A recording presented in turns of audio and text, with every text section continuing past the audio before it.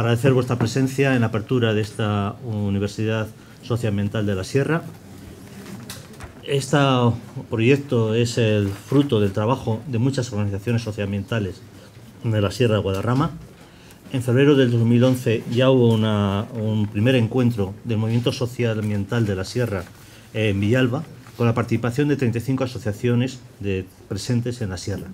Ahí decidimos entre todos que era muy importante el proceder a organizar un trabajo de preparación, de formación, de información para las propias organizaciones serranas.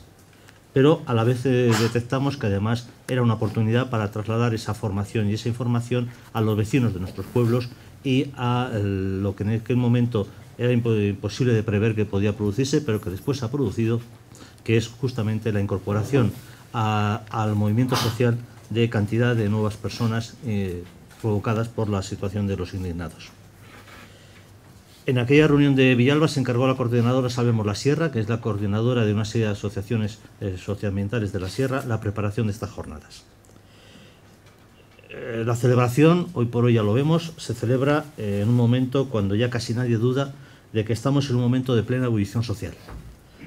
Preludio de cambios trascendentes para nuestra sociedad. Para bien o para mal, según se salga de la crisis, se va a configurar un nuevo modelo social. Si queremos influir en ese cambio, las organizaciones socioambientales tenemos que estar preparados para ser más eficaces. Este es uno de nuestros objetivos. Otro es dirigirnos a los vecinos de nuestros pueblos interesados por la sierra y que quieren vivir de una forma más viable a largo plazo. Y por supuesto también nos dirigimos a los indignados de la sierra, a todos aquellos que ansían una sociedad más justa, más sana y comprometida con el entorno y la calidad de vida. Sabemos que el nombre de universidad puede parecer pretencioso, pero hemos bautizado estas jornadas porque para nosotros universidad significa rigor, aprendizaje, debate e intercambio, y de todo ello va a haber en estos días. Además, entendemos que una universidad debe estar abierta a la calle, a la realidad social, y tristemente hoy las universidades institucionales se están mercantilizando, olvidando la reflexión y el debate como fuente de conocimiento, dando la espalda a la realidad social, ignorando incluso el trepidante e ilusionante proceso social que se ha abierto con el movimiento 15 de mayo. Vamos a ser rigurosos con los contenidos, pero a la vez interactivos y participativos, y os llamamos a esa participación. Convencidos todos de que del debate desde el respeto pueden salir trascendentes de lecciones de las que todos aprenderemos. Nuestra universidad nace con afán de continuidad. Pretendemos consolidarla como un instrumento de trabajo más para los activistas de los movimientos socioambientales y para los vecinos de nuestros pueblos. Todos tenemos derecho a una información y una formación objetiva y transparente, sin influencias extrañas. Aunque haya supuesto dificultades añadidas, decidimos organizar estas jornadas sin ningún tipo de subvención ni patrocinio alguno. Evidentemente, su materialización solo ha sido posible por la desinteresada colaboración de los cerca de 50 profesionales y especialistas que de forma altruista y muy ilusionada nos han hecho posible este sueño con su colaboración y participación como ponentes. A lo largo de estas jornadas descubriréis un hilo conductor. Es la concepción integral del individuo, la sociedad y el medio natural. Todo eso está entrelazado y es interdependiente. Si queremos tener un mínimo de calidad de vida, no basta con abordar la economía. Deberemos tener muy presente el medio ambiente que nos rodea, el resto de seres vivos con los que compartimos la sierra, las actuaciones políticas que pueden condicionar a medio y largo plazo nuestro modo de vida. Esto significa que las soluciones no pueden limitarse a un aspecto. No basta con la participación social o la defensa del patrimonio cultural. Todo está interrelacionado y la crisis y sus modelos de salida terminan concretándose también en el diseño del Parque Nacional o en el modelo de urbanización de nuestros pueblos. Al final, la apuesta por el empleo verde en la sierra es otra forma de defender su biodiversidad y conservación, de lo particular a lo general y de lo general a lo particular. Ese debe ser el proceso que pretendemos desarrollar. No estamos ante una universidad de conocimientos teóricos, por el contrario, se trata de una universidad claramente militante, activa, transformadora y comprometida con la sociedad y sus problemas. Como en la acampada de sol, también en la sierra empezamos un proceso lleno de indignación y sentido común. Como decía una pancarta en Sol, no somos antisistema, somos cambiasistemas. Y para eso nos preparamos, para cambiar lo que haga falta y hacer entre todos una sociedad más justa, más sana y más viable. Y para ello deberemos buscar soluciones integrales, globales, perdurables y justas. Esperamos que el trabajo de estos días sea útil para ese proceso. Todos los talleres que hemos diseñado encajan dentro de esta concepción integral. Hoy Se hablará de la crisis global y el decrecimiento como marca general en que encajar los acontecimientos que hay que ir analizando. El jueves el tema será la cultura del territorio y la biodiversidad, demostrando que solo una visión integral puede generar una cultura del territorio. Se analizará la enorme presión de Madrid sobre la sierra y las posibles medidas correctoras. Aprenderemos a usar la biodiversidad virtual como una potente herramienta de conocimiento. Y analizaremos la realidad de la biodiversidad actual de la sierra y sus riesgos. El taller se complementará con un recorrido en autobús para conocer los lugares más conflictivos de la sierra y las posibles soluciones que se plantean. El sábado dedicaremos todo el día al urbanismo, su evolución en la sierra, sus conceptos básicos y cómo los no expertos podemos aprender a analizar un plan general de ordenación urbana en nuestro pueblo. Ya se ha empezado a enviar a los inscritos en este taller documentación básica sobre el tema. El martes 12 de julio lo dedicaremos al análisis crítico de las estrategias actuales de comunicación de los movimientos sociales y cómo mejorar nuestra capacidad de comunicación, un gran déficit que tenemos todas las organizaciones sociales en la sierra. Contaremos con la ayuda de cualificados profesionales que nos orientarán para hacer llegar mejor nuestros mensajes a la sociedad. El jueves la jornada se irá de democracia social y participación, un tema de rabiosa actualidad, en que contaremos con los profesores Alberis, Villasante y Hernández, además de las aportaciones de varios de los portavoces rotatorios del 15M. Va a ser un debate y un análisis conjunto de reflexión que puede ser tremendamente interesante para empezar a sintetizar las experiencias de las últimas semanas en la sociedad española.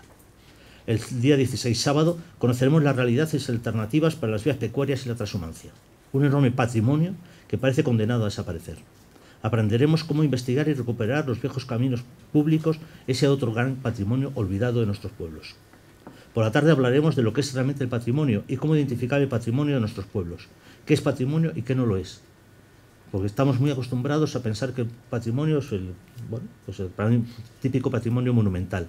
Estamos convencidos que hay otro patrimonio muy interesante, muy rico, que es el patrimonio de nuestros molinos medievales en nuestros ríos, el de nuestros batanes, el de los puentes, el de todas las calzadas, etcétera, etcétera, etcétera. Pensamos que ese patrimonio es importantísimo inventariarlo y empezar a recuperarlo también para el beneficio de toda la población. Por último, el domingo tendremos otro taller estrella, dedicado en esta ocasión a las alternativas de empleo y consumo en nuestra sierra. Con él y con una buena fiesta de despedida terminaremos la edición de este año. Para el año que viene, esperamos vuestras propuestas para hacerlo mucho mejor. Es la primera vez que emprendemos un proyecto de esta envergadura. Sabemos que tenemos cantidad de defectos y cantidad de errores, pero pensamos que entre todos podemos mejorar y conseguir que en las siguientes ediciones esta universidad cada vez más responda al espíritu que debe tener y responda a ser útil y eficaz para todos los que amamos y queremos nuestra sierra. Vamos a empezar el trabajo de la universidad dedicando un homenaje a Ramón Fernández Durán, que nos dejó hace menos de 2 meses. Y la mejor manera de hacerlo es hablando de su trayectoria y de su obra. Para ello contamos con Yayo Herrero y con Miguel Urbán. A ellos les vamos a dar ahora la palabra para que nos empiecen a explicar.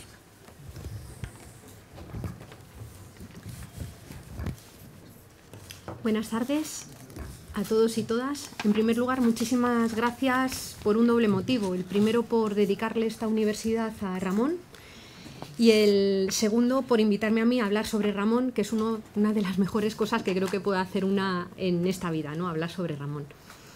Yo quería compartir con vosotros y vosotras, sobre todo, algunas reflexiones que me surgieron a mí al hilo de leer pues una buena parte de su obra, pero sobre todo los 2 últimos libros que publicó antes de morir, El Antropoceno y La quiebra del capitalismo global.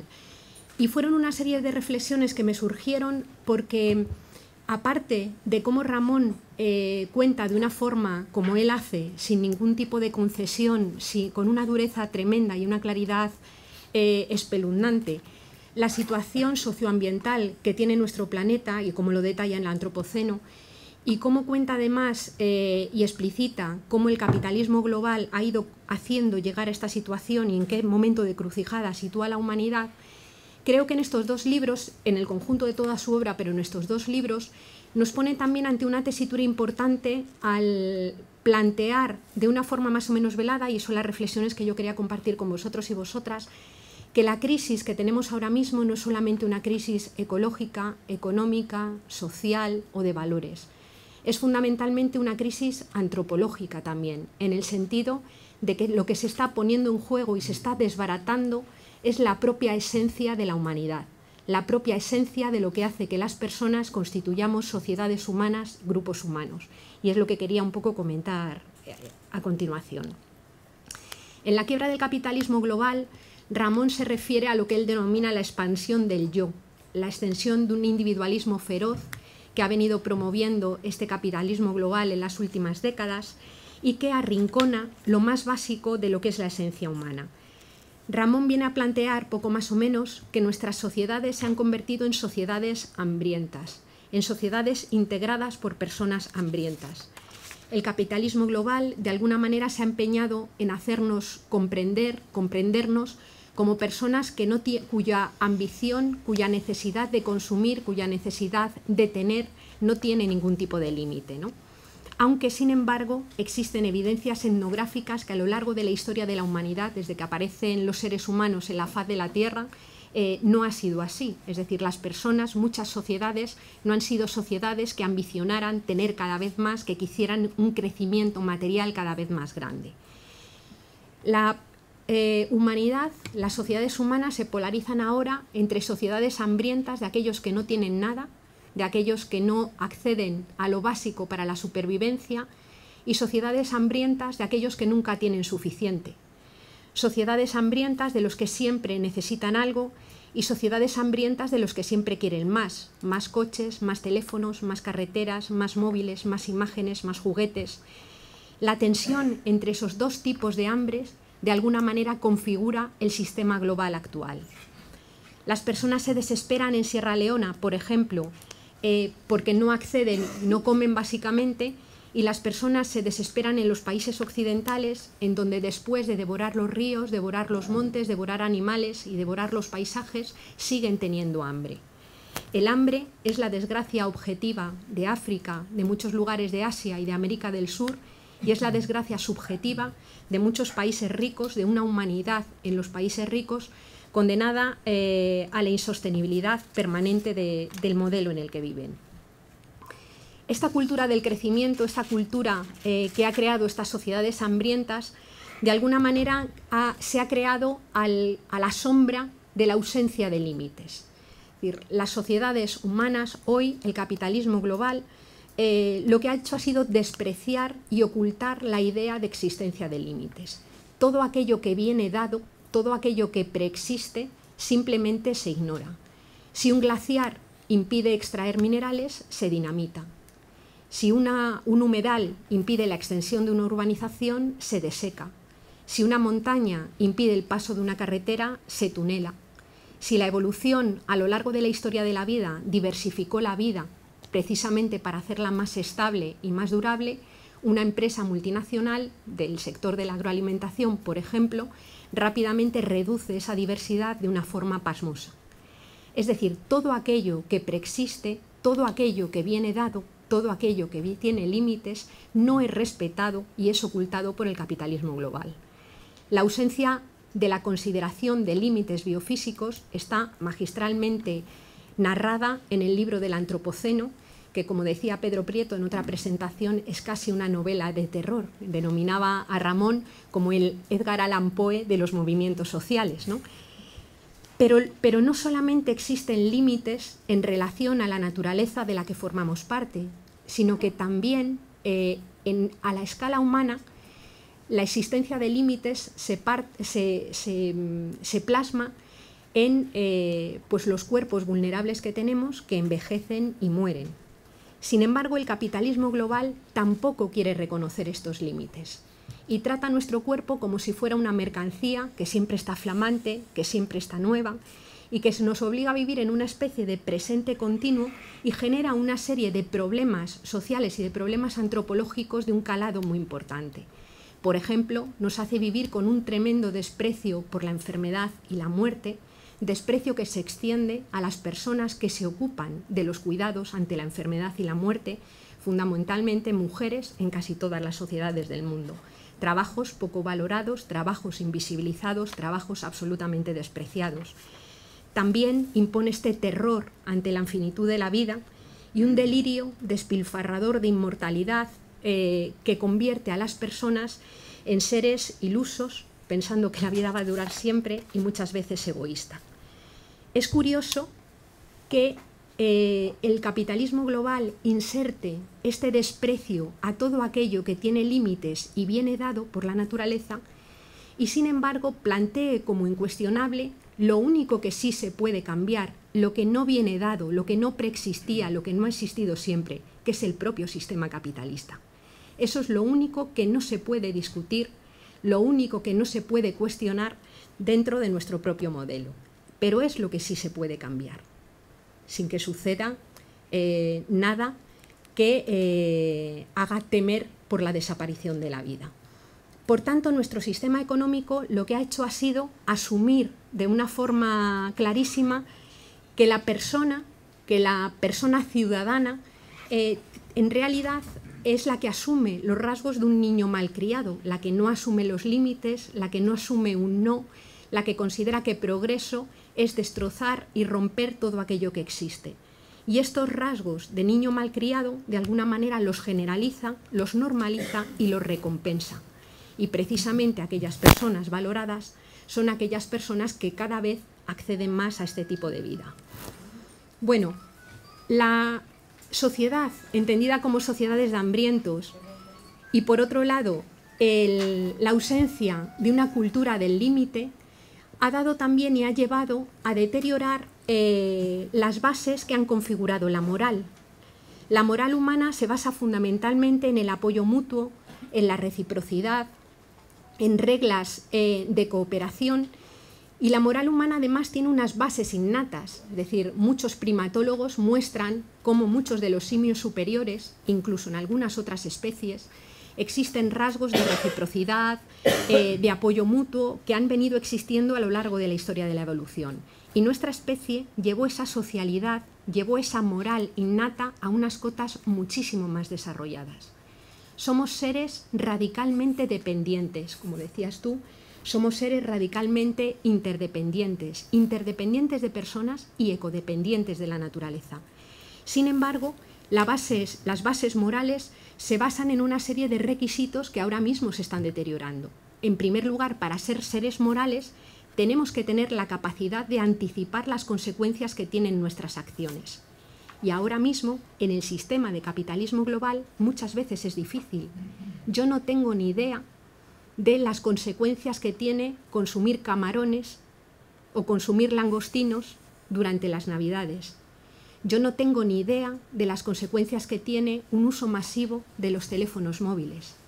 No tengo ni idea de las consecuencias que tienen muchos de los consumos que tengo habitualmente, ¿no? Y además existe una enorme desproporción entre la levedad y la liviandad de algunos actos y sus terribles consecuencias. Es decir, un SMS, una llamada de móvil, un nuevo ordenador, tiene consecuencias en otros lugares del mundo radicalmente importantes. Existe un desnivel, algunos filósofos lo llaman un desnivel prometeico grande entre la levedad de algunas acciones y sin embargo las consecuencias que pueden tener.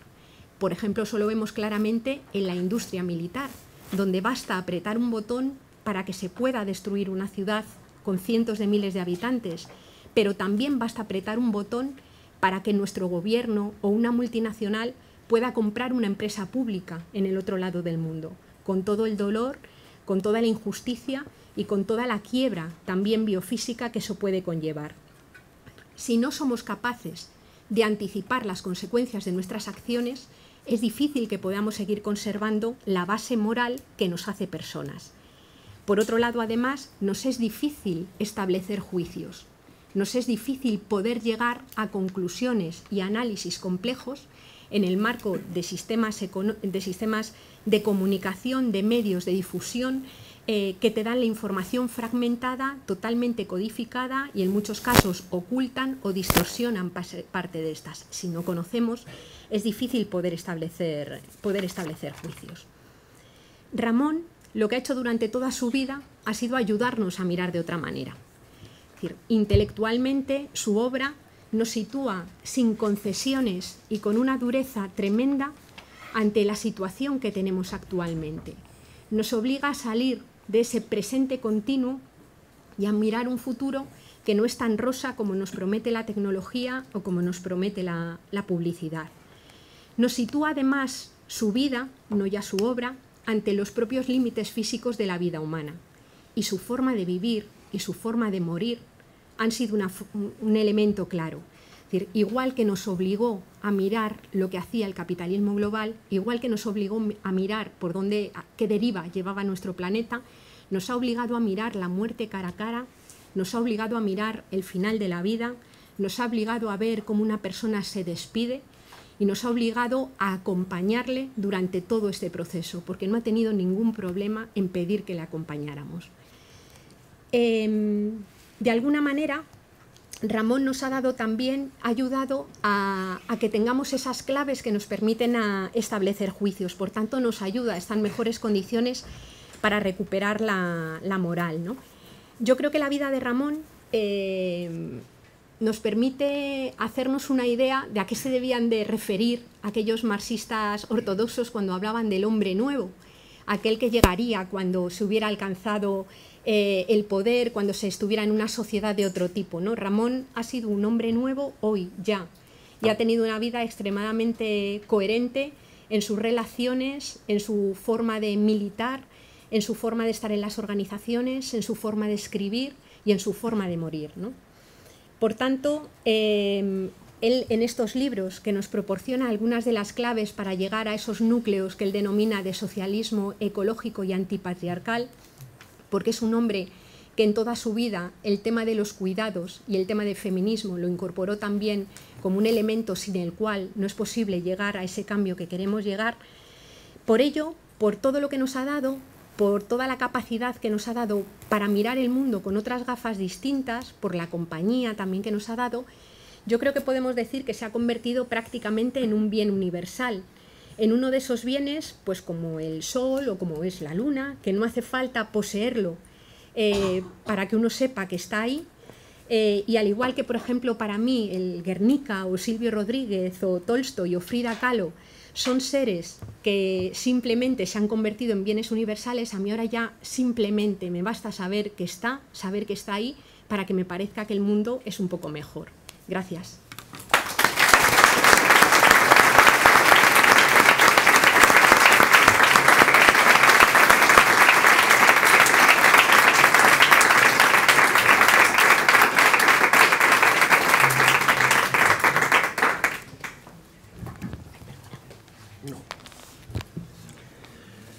Bueno, yo empezar como ha empezado Yayo, agradeciendo la invitación y también agradeciendo que la universidad pues se le dedique el espacio de la presentación a Ramón y el conjunto de la universidad, ¿no? A mí verdaderamente yo suelo hablar de muchas cosas, pero una de las cosas que de momento me ha complicado más a la hora de hablar es hablar de Ramón. A mí personalmente me la ha complicado mucho, otra cosa es de Cañas y tal, pero bueno, ante tanta gente siempre me ha costado bastante, ¿no? Yo no tuve la oportunidad de militar con él en Ecologistas en Acción, pero sí que compartí otras militancias. Ramón era un fantástico militante ecologista, pero también antimilitarista, también de la desobediencia civil y sobre todo era un militante de todas aquellas causas que consideraba justas, ¿no? Y pues ahí nos hemos encontrado muchas veces, ¿no? Ramón no quería homenajes y echó la bronca a mucha gente, ¿no? Cuando algunas veces nos veíamos inevitablemente hablando de él o de anécdotas que habíamos tenido con él o cosas por el estilo, ¿no? Ramón quería que habláramos de lo que estaba escribiendo, porque le dedicó gran parte de los últimos años de su vida a trabajar en ello, ¿no? Porque quería dejar una herencia, y dejó una herencia muy importante y quería sobre todo que la herencia no fuera de Ramón, sino que fuera nuestra y entonces fuera compartida y fuera debatida, ¿no? Y pues eso es lo que vamos a intentar hacer aquí, ¿no? Discutir, conversar e incluso polemizar con por lo menos los dos últimos ensayos que dejó, el Antropoceno, la expansión del capitalismo, choca con la biosfera y la quiebra del capitalismo global, ¿no? Del 2000 al 2030.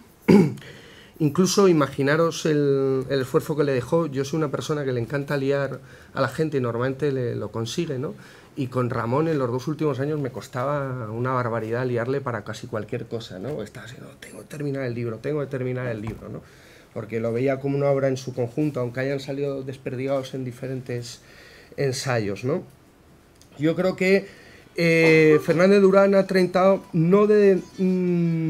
con estos 2 últimos ensayos y todos los que vienen anteriormente, ¿no?, de cerrar una parte de su reflexión y abrir debates que la humanidad en su conjunto, y muy especialmente los movimientos sociales, nos veremos obligados a abordar cuando se explicite el colapso civilizatorio en el que sostiene que Ramón ya estamos inmersos. Lo bueno es que Ramón se aventura a hablar del futuro, pero lo habla desde el presente, y cree que ya estamos en una crisis civilizatoria fundamental, ¿no? El Antropoceno aborda el impacto de la actividad humana basada en el uso de combustible fósil a precios asequibles, petróleo, gas, carbón principalmente, ¿no?, de la cual afirma que ya es irreversible, la destrucción se está produciendo ya. Una especie de golpe al modelo urbano agroindustrial contra la biodiversidad, una especie de golpe de Estado contra la biodiversidad.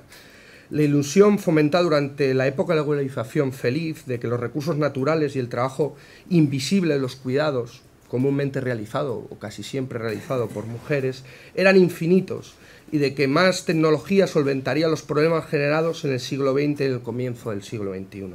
Lo que Ramón titulaba como una especie de omnipotencia del ser humano marcado por la mercadolatría y la tecnolatría, pero que se ha revelado como un espejismo ante la confluencia de la crisis energética, el cambio climático y el colapso ecológico global. Una guerra larvada que el ser humano, guiado por el sistema capitalista, ha entablado contra la naturaleza y la reproducción de la vida, y que ha marcado los últimos 30 años. Ese combate asimétrico que hasta ahora estaban perdiendo millones de personas en el sur global, que estábamos perdiendo millones de personas y que seguimos perdiendo, y que se ha ganado hasta ahora lo que se conoce como el norte a través del mito del desarrollo y del crecimiento del Producto Interior Bruto, por encima de consideraciones ecológicas, políticas, sociales y ambientales. Luis González, un compañero de ecologistas, decía en una de las presentaciones que quien califique este libro como pesimista, que también lo comentaba Yayo, pero que en realidad lo que pretende, más que ser un libro pesimista, es prepararnos para el comienzo del colapso de la civilización industrial. Lo que nos quería era preparar, lo que no quiere es advertir. Lo que quería era que reflexionáramos sobre lo que estaba pasando y que verdaderamente le atenazaba tanto, ¿no? Y por eso era ese ansia porque debatiéramos sobre estos libros, ¿no? Pero yo creo que Ramón no era una persona pesimista, ni tampoco sus escritos. Yo creo que en La quiebra del capitalismo global escribía: la catástrofe es una gran oportunidad de cambio, un catalizador de los mismos y una ocasión única para desmontar aquello que parecía intocable. Es más, la necesidad de llegar a imaginar la catástrofe como algo real que pueda ocurrir es la mejor forma para poder evitar lo peor y lo irreversible. Yo creo que era lo que alguna gente decimos que son optimistas bien informados, ¿no? Yo no me gustaría llamarle pesimista, ¿no? Miguel Romero, director de Viento Sur, afirmaba en otra presentación también de Ramón que lo que Ramón planteaba en sus escritos era la obligación moral y política de luchar contra la catástrofe. Es lo que os decía antes, un optimista bien informado. Para mí el más interesante de estos últimos ensayos es el de La quiebra del capitalismo global, que podríamos entender como una obra inacabada, una especie de esquema o índice en donde se esbozan los principales retos a los que nos enfrentaremos en las próximas décadas y en donde se trazan o perfilan estrategias para abordarlos. Además, se apuntan cuestiones muy novedosas en relación a la propia trayectoria de la obra de Ramón. Yo creo que por eso es tan interesante este libro, por todas las cuestiones que dejas abiertas, por todas las cuestiones que apunta, y bueno, y un verdadero marrón para las personas a las cuales ha convencido para continuar, ¿no? La voluntad de hacer pronósticos, de pensar el futuro, la valentía de adelantar escenarios cuando la izquierda y los movimientos sociales actuales apenas analizamos el presente, es otro de los aspectos que podríamos destacar de la obra de Ramón. Un buen ejemplo de esto es el ensayo del tsunami urbanizador, que ya aventuraba años atrás la quiebra de la burbuja inmobiliaria internacional y sus consecuencias, ¿no? Ramón llegaba a hacer incluso porras de cuándo iba a estallar la burbuja inmobiliaria, ¿no? Esa aventura en la que Ramón siempre se metía en sus escritos, ¿no? Yo creo que Ramón se podrá equivocar en sus predicciones o acertar, pero la valentía de exponerlas y defenderlas en momentos como estos es una herramienta imprescindible para afrontar el futuro. Pero como nos ha dejado dicho Ramón, el futuro no está escrito. Y yo creo que eso es otra de las grandes lecciones que también se planea sobre estos libros. O sea, tenemos la capacidad de poder cambiar verdaderamente la catástrofe que nos aventuran estos libros. La tesis principal de este último libro es el encadenamiento en 2030 de los picos del petróleo, el gas y el carbón, que provocará el colapso del capitalismo global y dará lugar a escenarios desconocidos para la humanidad, pero que pueden preverse y prepararse, y eso es lo más importante, sobre todo en espacios como estos, ¿no? Poder preverlos y poder prepararnos, ¿no? En este punto es donde se apuntan algunas reflexiones más controvertidas de este corpus, que ya el propio Ramón aventura que los mundos menos modernizados y urbanizados serán los que puedan afrontar en mejores condiciones las inevitables transformaciones provocadas por este colapso. Yo creo que es una de las cuestiones que también aborda Ramón en el libro y que pueden ser más polémicas, ¿no? Igual como las preguntas que voy a lanzar ahora, ¿no? En mi opinión, yo creo que minusvalora la capacidad de apropiarse por parte de las alianzas de las élites globales a la hora de enfrentarse a la gestión de la catástrofe y regenerarse. Yo creo que minusvalora en cierta medida, y yo creo que es importante, yo creo que es un pequeño vacío, la gestión que pueden hacer las élites y cómo estamos viendo la propia gestión que están haciendo ahora mismo de la crisis, ¿no? Y cómo lo pueden gestionar incluso, ¿no? Las otras preguntas que yo lanzo, que yo creo que son muy interesantes, es la posibilidad de la vuelta al campo. Yo creo que habría que preguntarnos si sigue existiendo una Europa, o si sigue existiendo en Europa el campo tal y como lo describía, por ejemplo, John Berger en Puercatierra, ¿no? ¿Qué hacemos con las metrópolis? ¿Es posible que desaparezcan, o es deseable incluso que desaparezcan? O incluso lanza duras preguntas con difícil solución, y yo creo que se nos están planteando ya, y que tarde o temprano tendremos que empezar a dar respuesta, como deberíamos optar quizás por el mal social menor y el mayor beneficio ambiental. Yo creo que son cuestiones muy complejas y son cuestiones que el libro deja abierto, que intenta trazar algunas respuestas, pero que, como plantea Ramón, estas y otras preguntas probablemente las tendrán que responder las generaciones que viven hoy el comienzo de una crisis que posiblemente dure varios siglos. Entonces, que yo creo que nos lanza la pelota a nosotros, yo creo que nos lanza la pelota de intentar colectivamente reflexionar sobre estas preguntas e intentar, sobre todo, buscar soluciones colectivas. En cualquier caso, la ruptura histórica que anticipa dará paso a un tiempo de incertidumbre que plantea a nuestras sociedades dos escenarios extremos: un colapso caótico, brusco y humanamente brutal, o un decrecimiento más suave, ordenado y justo. Modelos que previsiblemente entrarán en conflicto, y que ya creo que han entrado en conflicto, aunque, como apunta Ramón, lo más probable a día de hoy, con las tendencias en curso, es que predominen los escenarios de barbarie sobre los escenarios de racionalidad. Para evitar el peor de los paisajes posibles, Ramón apela a la capacidad de los movimientos sociales de reforzarse y articularse entre sí, una vez que los dioses del capitalismo global y los capitalismos regionales que vengan después se vengan abajo. Y Ramón decía, es por lo que es un deber inexcusable que creemos nuestros propios dioses, nuestras propias historias, es decir, nuestros relatos del mundo, pues el pensamiento de la humanidad es fundamentalmente simbólico, y si no lo hacemos nosotros, otros lo harán apelando a las emociones. Yo creo que más que profético ahora mismo ya es real, ¿no? Las salidas xenófobas, neopopulistas, desde el Tea Party al Partido de la Libertad de Giddens, por ejemplo, en Holanda, o a Dinamarca, como está aferrando sus fronteras, son un buen ejemplo de estos peligros y de los enemigos a los que nos enfrentamos y nos vamos a enfrentar. Y si no encontramos nosotros nuestras propias historias, si no las construimos, si no encontramos nuestras propias soluciones, ellos aportarán esas soluciones fundamentalmente apelando a las emociones.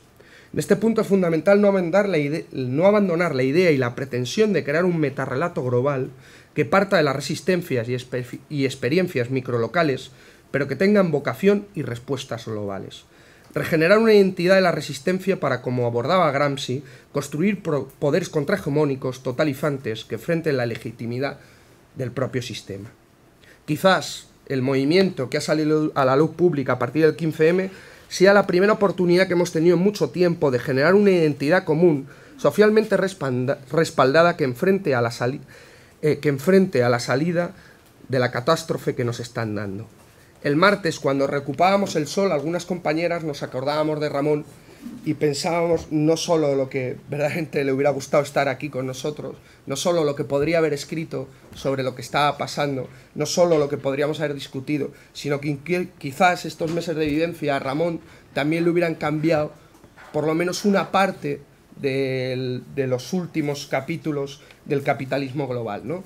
Una parte en donde incluye conceptos novedosos en la obra de Ramón, ¿no?, que yo creo que lo resumiríamos en dos y que son bastante importantes, ¿no?, que es la incapacidad de los movimientos sociales de revertir la situación catastrófica de quiebra del sistema global por sí solos. Yo creo que es la primera vez que Ramón restringe la capacidad de los movimientos por transformar la realidad por sí mismos, cuando dice: deberemos adecuar nuestras intervenciones a las condiciones sociopolíticas, que seguramente van a ser muy duras, aunque sin abandonar el terreno de la lucha, la resistencia y el ansia de transformación social y ambiental. Hay que conseguir que este tremendo policemo se quede ciego y escondernos ante él mientras se derrumba, en gran medida, tal vez a través de una política nocturna o de éxodo.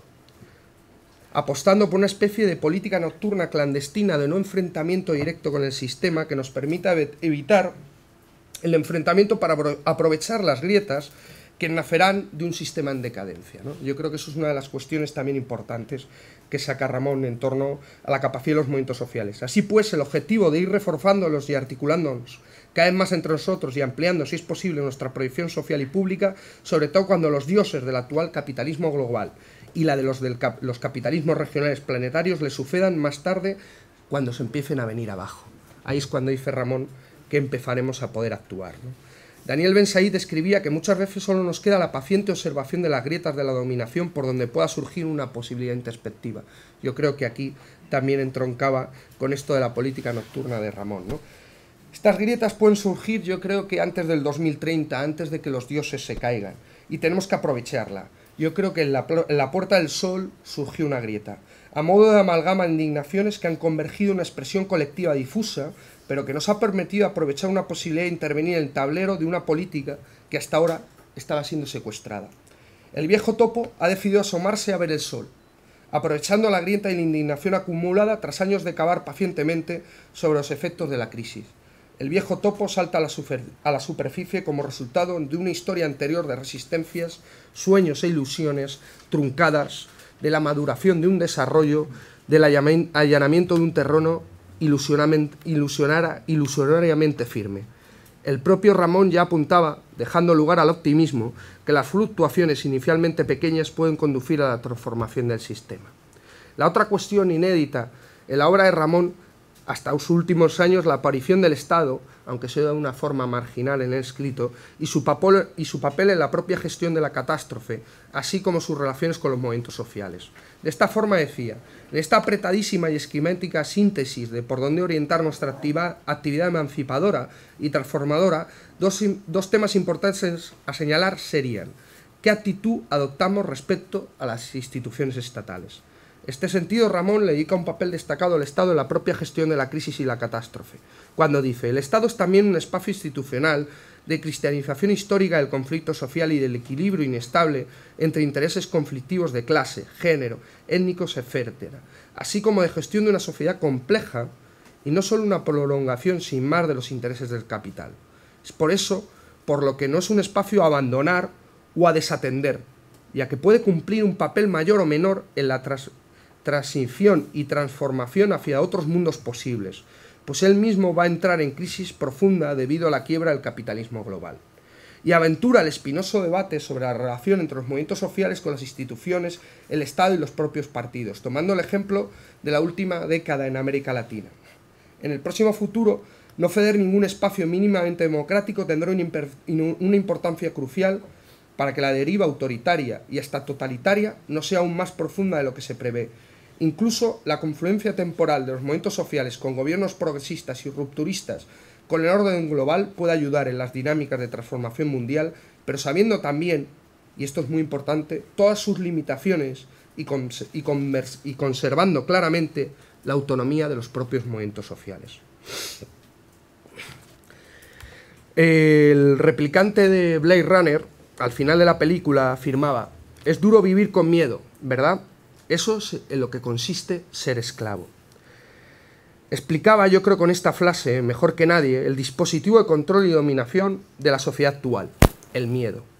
Y es precisamente la victoria sobre el miedo la más importante de las conquistas que ha podido tener este incipiente movimiento. Eso clamaban semanas antes los carteles de Juventud sin futuro, Juventud sin miedo. Y eso se gritó colectivamente en las calles, sin miedo. El gran triunfo de las políticas neoliberales ha sido hundirnos en problemáticas individualizadas, en el miedo al trabajo, o más bien a perder el trabajo, el miedo al futuro, a los bancos, a la desconexión social. Un miedo que no solo no lo podemos quitar de encima desde lo común, desde la colectividad, alejando las falsas soluciones individuales. Ese miedo puede dar paso a otros estados de ánimo, y parte de ese miedo yo creo que nos lo estamos empezando a sacudir. Y yo creo que eso es lo que le hubiera encantado a Ramón, ¿no? Una de las múltiples pancartas que afloraran en los primeros días de la ocupación del Sol refaba lo siguiente: error en el sistema. En el Ecuador de una campaña electoral anodina surgió una falla política que ha monopolizado la información y el debate de las últimas semanas, que ha producido un error en el sistema.